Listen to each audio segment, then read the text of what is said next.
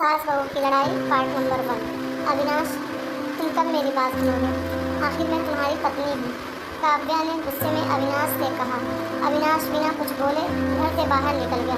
अब ऐसा हर दिन होता है। काव्या अपनी सास सुलोचना जी की बहुत इज्जत करती थी, लेकिन सुलोचना जी हमेशा उसे नीचा दिखाने की कोशिश में लगी रहती थी। आज भी वही काव्या ने सुबह जल्दी उठकर नाश्ता बनाया। अविनाश को सूजी का हलवा बहुत पसंद था, इसलिए उसने नाश्ते के साथ हलवा भी बनाकर सभी को परोस दिया। उसके ससुर रमेश जी ने सुलोचना जी को टोकते हुए कहा, ये क्या फिजूल खर्ची है, सुबह सुबह देसी घी का हलवा। सुलोचना जी ने काव्या को डांटते हुए पूछा, क्यों बहू, ये देसी घी क्या तेरे मायके से आया है? माँ जी, वो इन्हें हलवा बहुत पसंद है, इसलिए थोड़ा सा बनाया है। यह कहकर काव्या अविनाश की तरफ देख रही थी।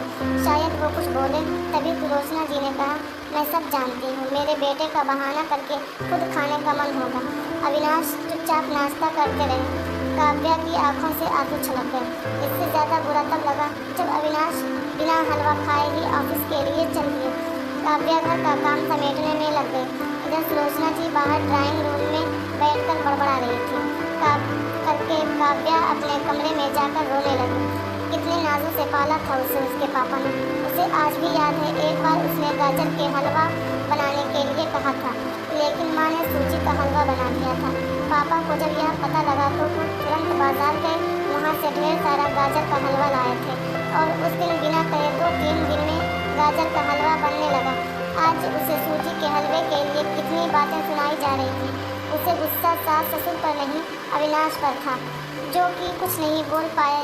शाम को जब उसने अविनाश से शिकायत की तो वे बस इतना ही बोले, इस घर में केवल माँ की पसंद का खाना बनता है, आगे से मेरी पसंद का कुछ मत बनाना।